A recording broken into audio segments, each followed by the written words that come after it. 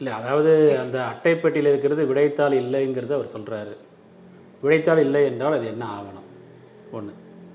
இன்னொன்று வந்து பார்த்திங்க அப்படின்னா, உங்களுக்கு பாதுகாப்பற்ற முறையில் இந்த தேர்வு நடந்திருக்கிறது. ஒன்று வினாத்தாள், இன்னொன்று விடைத்தாள். வினாத்தாள் வந்து ப்ரைவேட் பஸ்ஸில் கொண்டு போனாங்கன்னு சொல்லி எக்ஸாமுக்கு முந்தின நாள் ஒரு பெரிய ஒரு நியூஸ் வந்து ஸ்ப்ரெட் ஆச்சு. அப்புறம் விடைத்தாள் சம்மந்தமாக இது விடைத்தாள் இல்லை ஆவணம் என்று அவர் மறுத்திருக்கிறார். ஒரு எக்ஸாமுக்கு ரொம்ப முக்கியமானது question and answer seat.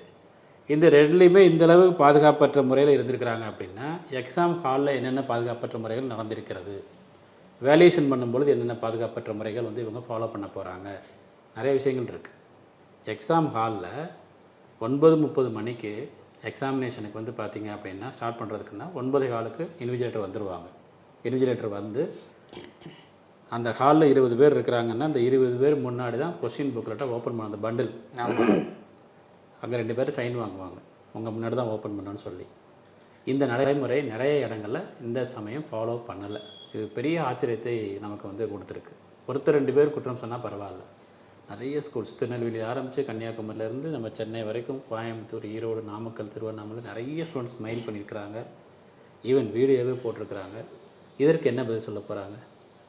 Question paper வந்து 9:15 பிரித்து மாணவர் கையில் வந்து பார்த்திங்கன்னா மாணவர் முன்னிலையில் தான் அது ஓப்பன் பண்ணணும். அந்த நடைமுறையை இங்கே ஃபாலோ பண்ணலையே. அப்போ இது பிரித்த பண்டல்லேருந்து கொஸ்டின் கொடுக்குறாங்கன்னு சொல்கிறாங்க. 20 பேர் இருக்கிறாங்கன்னா அவங்க முன்னாடி தான் வந்து பார்த்திங்கன்னா இந்த 20 பேருக்கு உண்டான ஆன்சர் 20 பேருடைய கொஸ்டின் புக்கிலட்டும் ஒவ்வொன்றும் ஈச் அண்ட் இண்டிவிஜுவல் சீல் பண்ணியிருக்கும்.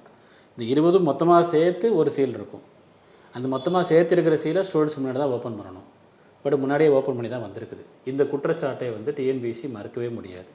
இது வந்து நிறைய மாணவர்கள் மெயில் பண்ணியிருக்கிறாங்க, சிஎம் செல்லுக்கு மெயில் பண்ணியிருக்கிறாங்க, வீடியோ போட்டிருக்கிறாங்க, ஈவன் எந்த ஸ்கூல் எந்த ஹால் கொண்டு சொல்லியிருக்கிறாங்க. இதற்கு டிஎன்பிஎஸ்சி வந்து என்ன பதில் சொல்ல போகிறாங்க? அப்போது 9:15 ஓப்பன் பண்ணலாம், 9 மணிக்கு ஓப்பன் பண்ணிங்களா, 8 மணிக்கு ஓப்பன் பண்ணிங்களா, இல்லைனா முந்தின நாள் அரசு அதாவது தனியார் பேருந்தில் போகும்போதே ஓப்பன் பண்ணி தான் போச்சா? தனியார் பேருந்தில் வந்து அலோவ் பண்ணவே கூடாது.